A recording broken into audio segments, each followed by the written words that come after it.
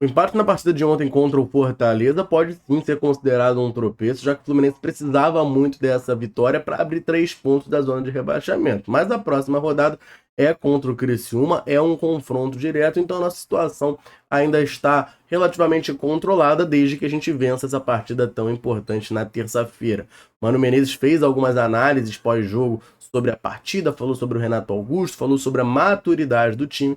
Vai comentar bastante sobre isso aqui. A gente vai comentar sobre 2 jogadores que não tiveram na lista de relacionados do Fluminense na partida de ontem e os sinais que isso podem estar dando para nós. Também vamos falar de uma lesão grave que um jogador, uma promessa de Xerém sofreu. Isso é uma notícia muito ruim para a torcida tricolor. Tudo isso e muito mais nesse vídeo. Desde já deixa o seu like, se inscreva no canal e ative o sininho para não perder nada. Depois da vinheta, vamos falar muito do Flusão. Começar esse vídeo aqui com essa notícia triste, né, muito ruim, que fala da lesão de uma grande promessa do Fluminense. O jornalista José Gustavo Félix, do portal Olheiros, traz pra gente a informação de que o Matheus Reis, atacante de 2007, né, integrante da Esquadrilha 07 Tricolor, rompeu o LCA na última terça-feira e precisará passar por uma cirurgia nos próximos dias. O Matheus Reis, a gente sabe, né, tem treinado direto com os profissionais, é um jogador de muito potencial, teve listado naquela lista lá do The Guardian, Next Generation, né, como uma das principais promessas do futebol mundial. É um jogador que tem passagens pela seleção de base não só do Brasil, mas também do México. Ele nasceu na cidade do México, por sinal.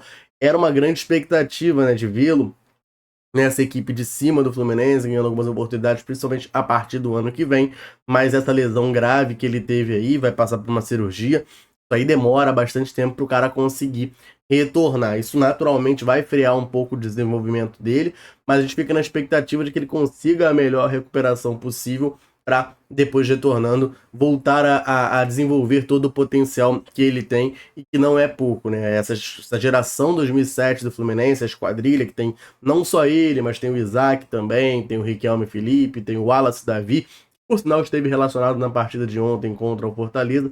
É uma geração muito forte, a gente aguarda com muita expectativa vê-los nos dando frutos na equipe profissional do Fluminense. Então a gente deseja aqui toda a força do mundo para o Matheus Reis, atacante, né, de somente 17 anos do Fluminense, que acabou tendo essa lesão grave, ruptura de LCA, e vai precisar passar por uma cirurgia nos próximos dias. Agora uma pausa rápida aqui para uma informação que chegou para mim essa semana. Você sabia que 79 veículos são roubados por dia no Rio de Janeiro? É um número absurdo, né? Não dá para ficar andando por aí com seu carro, com a sua moto desprotegidos, contando com a sorte. Então conte com quem entende de proteção. No Clube Unir existem preços que cabem no seu bolso. Aponta sua câmera para esse QR Code aqui na tela, liga para o número aqui em cima e faça já uma cotação. Na partida de ontem, o Fluminense teve 2 ausências que chamaram um pouco a atenção na sua lista de relacionados. O Inácio a gente já esperava, então até nem coloco ele aqui como uma ausência que chamou a atenção. A gente já esperava por conta das informações, do problema no joelho que ele tinha. Terãs também não vem sendo aproveitado com o Mano Menezes, então não chega a ser um fato novo. Mas 2 jogadores não foram relacionados. Nonato, volante, e o Felipe Melo, zagueiro. E aí eu quero falar um pouquinho sobre esses 2. Eu quero começar falando do Nonato, que foi um jogador que o Fluminense justificou no seu press kit. Eles mandam, né, um material para a imprensa antes do jogo ali, com os relacionados e tal. Nele eles explicam os jogadores, o porquê que eles não estão relacionados, enfim, por algum problema de lesão. E esse é o caso do Nonato. O Fluminense informou que ele sentiu dores no joelho direito, no treino, né, da quinta-feira, e aí será reavaliado e por isso não ficaria à disposição do Mano Menezes, não seria relacionado. Eu acho relevante a gente comentar um pouco a situação do Nonato, porque assim, para além da qualidade técnica do jogador, da qualidade da contratação, lembra, né? O Nonato foi contratado pelo Fluminense no meio desse ano, né, em julho de 2024, e desde de lá para cá ele teve já alguns problemas físicos. Já não é a primeira lesão que o Nonato tem. Passou por uma cirurgia no rosto, fraturou o nariz, beleza, mas teve problema muscular antes, também já teve um problema de tornozelo também. Então, assim, são vários problemas que o Nonato vem tendo. Então, para além da questão técnica dentro de campo, eu estou longe de ser um fã do Nonato, né? Eu já deixei bem claro aqui que eu acho que ele não deveria sequer ter voltado ao Fluminense, mas para além dessa questão, ele é um cara que o Fluminense não está conseguindo contar dentro de campo. Toda hora tá com problema físico, toda hora tá com uma lesão. Agora são dores no joelho direito, né, que acabam tirando ele da partida. E assim, a posição de volante é uma posição que o Fluminense tem uma carência muito grande. Ontem o Mano Menezes opta por um time com o Martinelli de primeiro e o Lima de segundo, jogando com um pouco mais de liberdade. Você tinha o Bernal no banco e aí teve que subir o Wallace Davi, do 17, para compor, porque o Nonato não tá disponível. Ah, tem o Vitor Hugo, verdade. O Fluminense contratou o Vitor Hugo, essa doideira que o Fluminense fez, já desapareceu da relação, né? Foi pro 23, fez aquela partida em que ele perdeu um pênalti, foi expulso. Desde então, o 23 ele cumpriu suspensão no jogo, o Fluminense foi eliminado. Depois, né, não teve mais jogo, mas também não voltou para a equipe profissional do Fluminense. Então, aí necessita, né, subir o Wallace Davi, talvez antes do planejamento do Mano Menezes, porque o Nonato nunca está à disposição. Ele tem contrato com o Fluminense até o meio de 2025, foi um empréstimo de 1 ano ali. E assim, eu acho que o Fluminense não deveria renovar com o Nonato, e se possível, já para virada do ano, né, começando a planejar 2025, tchau e bênção pro Nonato, um abraço, é um cara que a gente não consegue contar. Então eu não manteria ele no Fluminense para o próximo ano. Agora falando um pouquinho do Felipe Melo, acaba chamando até mais a atenção, por quê? Porque o Felipe Melo, ele foi suspenso contra o Internacional, né? Ele não podia jogar, ele foi expulso no jogo contra o Grêmio, acusou a arbitragem de roubalheira e tal, tomou um vermelho. Cumpriu suspensão contra o Inter, em tese estava liberado para jogar, né, para pelo menos estar relacionado ali nesse jogo de ontem contra o Fortaleza, mas ele não foi relacionado pelo Mano Menezes, e o Fluminense não deu uma justificativa para ele não estar relacionado, né? Não foi um problema físico do Felipe Melo, e a gente sabe que não foi suspensão, porque ele já cumpriu a suspensão. Então foi uma opção técnica do Mano Menezes. Isso acaba chamando muito a nossa atenção, por quê? Porque todo mundo sabe, né, o Felipe Melo, além de ser uma liderança muito grande desse elenco do Fluminense, é um jogador em final de contrato. O vínculo dele com o Fluminense se encerra no fim de dezembro do mês que vem. E aí ele tem muita expectativa de renovar com o Fluminense, já deixou claro que gostaria de ficar pro Super Mundial, tem esse sonho, etc e tal. Mas o Mano Menezes deixando ele de fora por opção, acho que dá um recado muito grande, né? De que o Felipe Melo não está nesses planos dele e do Fluminense para 2025. A gente pode estar vendo aí, né, os últimos dias de Felipe Melo com a camisa do Fluminense. É um cara que eu particularmente não escondo de ninguém, que eu gosto muito, né? Talvez seja o mais perto de jogador que eu sou fã nesse elenco do Fluminense, mas eu reconheço que dentro de campo, infelizmente, já não está conseguindo agregar há algum tempo, né? Esse ano de 2024, Felipe Melo agregou muito pouco com a camisa do Fluminense dentro de campo. Isso é uma pena, mas enfim, a idade chega, as questões físicas chegam para todo mundo, e aí o nível dele tá ficando mais difícil de acompanhar. Então, é uma pena, mas me parece, claro, um sinal de que o Felipe Melo tá nos seus últimos dias de Fluminense. Eu quero saber, claro, de você, ligado aqui na Central. Você renovaria o contrato do Felipe Melo, talvez com uma redução de salarial e tal, para ele ficar ali, né, naquela coisa do trabalho mental junto com o elenco? Ou você acha que o ciclo dele já passou? Tchau e benção. Deixa um comentário aqui embaixo pra gente trocar aquela ideia. Na partida de ontem, o Fluminense até começa bem o jogo, abre o placar, Martinelli dá uma bobeira, a gente toma um empate, perde um pouco ali, né, a fortaleza mental, toma virada no final do primeiro tempo e vai buscar esse empate só no finalzinho do jogo lá, com aquele gol do Germancano, um belo gol, né, de cabeça ali, enfim, gol salvador do Germancano, como ele costuma fazer. Mano Menezes foi perguntado na coletiva pós-jogo sobre a questão da maturidade da equipe, já que o Fluminense abre o placar e não consegue segurar. A gente está num momento muito delicado do campeonato, brigando para não cair.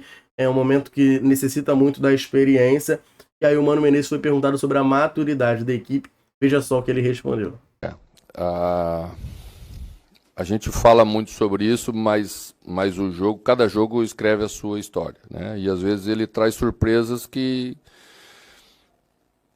nem sequer você está esperando em determinados tipos de lance, né? O primeiro gol foi um caso desse, né? A bola estava bem controlada, a gente estava com uma boa condição de jogo naquela hora, estava tudo funcionando bem. Você dá uma transição para esse time do Fortaleza é quase que fatal, né? Você vê que todas as vezes que nós cometemos um erro grave, eles chegaram lá, né? Então, não é à toa, você tem um trabalho de 3 anos, 4 anos, né? Você vai repondo peças, você vai escolhendo jogadores que se adequam aos jogadores que você já tem. Então, é um time muito veloz, né? É um time que trabalhou e trabalha a bola longa. Se você tenta apertar o jogo mais curto, eles têm jogada nas costas da defesa, bola longa. Se você deixar os lados também tem sempre uma saída bem executada. Então, eu acho que a equipe oscilou entre essa maturidade e às vezes um pouquinho de entrar na pilha do jogo, de querer resolver ele de qualquer jeito. Eu fiz um levantamento rápido antes do jogo na preparação e mostrei aos jogadores que os jogos que estão sendo jogados agora ele tem um caráter de tensão muito grande. Se eu não me engano, só 2 mandantes ou 3 mandantes venceram nas 10 rodadas. Isso mostra que você não ganha de qualquer jeito nessa hora, você tem que ter calma, você tem que ter postura, você tem que ter equilíbrio. E é isso que vamos trabalhar, esses pequenos ajustes até terça-feira. Acho que a equipe entende bem, só que de vez em quando deixa escapar, até pela sua identidade, pela sua característica do elenco. Às vezes nós podemos simplificar um pouquinho, às vezes a gente quer um pouquinho demais, né? E cria um problema para a gente mesmo, que depois é muito mais difícil de resolver. Aí, então, a declaração do Mano Menezes, né, falando dessa questão da maturidade do Fluminense, criando problemas para si mesmo, né, que fica um pouquinho mais complicado de resolver. Acho que é muito essa situação, né, o time, a gente vê a postura do time fora de casa é algo que incomoda muito, e essa postura ontem, principalmente depois de tomar o primeiro gol, a sensação que dá é que o Fluminense sentiu muito o golpe. Isso aí é péssimo, ainda mais você enfrentando um time do nível do Fortaleza, da qualidade do Fortaleza, que está brigando lá em cima no Brasileirão. E nessa questão de maturidade, né, a gente sempre acaba associando a jogadores mais veteranos. E ontem a gente teve a entrada do Renato Augusto, conseguiu até entrar bem no jogo e deu a assistência para o gol do Germancano. O Mano Menezes falou um pouquinho sobre esse jogador, a gente já vai falar sobre isso, eu vou botar aqui na tela a declaração dele. Só antes eu vou rapidinho aproveitar para dar uma moral para a galera tricolor, sempre ligada aqui na Central, sempre nos dando aquela moral. Todo vídeo eu convido você que está aí assistindo a deixar um comentário aqui embaixo, falando o seu nome e de onde você está nos assistindo. A gente gosta muito de saber até onde nesse mundo gigantesco a Central consegue alcançar. A galera chega junto, deixa o comentário e sempre que a gente pode, a gente vem aqui e manda aquele abraço. Nesse vídeo eu vou mandar um abraço pro da Mata, de Petrópolis, pro Nelson de Santarém, no Pará, Wilson Beca, lá de Belém, do Pará, pro Vander Lúcio, de Governador Valadares, em Minas Gerais, pro André Nunes, de São João da Barra, no Rio de Janeiro, e pro Valdeir de Jacobina, na Bahia. Um abração pra galera tricolor ligada aqui na Central, convite mais do que reforçado. Quer que a gente mande um abraço, um salve e cite o seu nome? Comenta aqui embaixo me dizendo o seu nome e de onde você tá nos assistindo. Vamos botar aqui na tela então a declaração do Mano Menezes sobre ter utilizado o Renato Augusto na partida de ontem. É um cara que não vinha tendo muita minutagem com ele, entrou no último jogo, mas aí até aí era normal, porque estava 100% desfalcado o Fluminense, não tinha ninguém para jogar. Beleza, mas voltou a entrar em campo nessa partida de ontem contra o Fortaleza e acabou entrando até bem, né? Conseguiu agregar ali no time do Fluminense. Mano Menezes falou um pouquinho sobre esse jogador. O que eu vejo nele é que ele já passou nos últimos anos por situações como essa, e isso vale muito nessa hora. A gente tem trabalhado, quando nós chegamos aqui ele estava numa condição de bastante dificuldade, a gente já trabalhou com ele 2 vezes, conhece bem o jogador, e essa é uma hora que a bola não pode queimar no pé, principalmente nos momentos de tensão total. Só ficamos muito tristes que ele não acertou a chapada, aquela que é a característica dele, ela ficou um pouquinho longe do pé de apoio, porque eu já vi ele fazer esse gol muitas vezes em outros lugares, a favor e contra, né? Mas daqui a pouco ela vai entrar também. Acho que é um jogador importante, é um jogador que trabalha muito sério, que é muito correto, que soube entender o momento da dificuldade que passou, né? Mas que é um cara que vai, nessa hora, ajudar muito mesmo, exatamente com base nessa qualidade de jogo, de não rifar a bola de qualquer jeito, de saber se posicionar na hora da tensão grande do jogo. Acho que ele vai dar a parcela de contribuição no momento mais importante da temporada pra gente. Então, Mano Menezes falando do Renato Augusto, me destaca muito aquela situação que ele fala dos jogadores que a bola não queima no pé, né? De fato, o Renato Augusto é um cara muito experiente, um cara muito dotado tecnicamente. Então fica a expectativa. Foi um jogador que eu sempre falo aqui, né?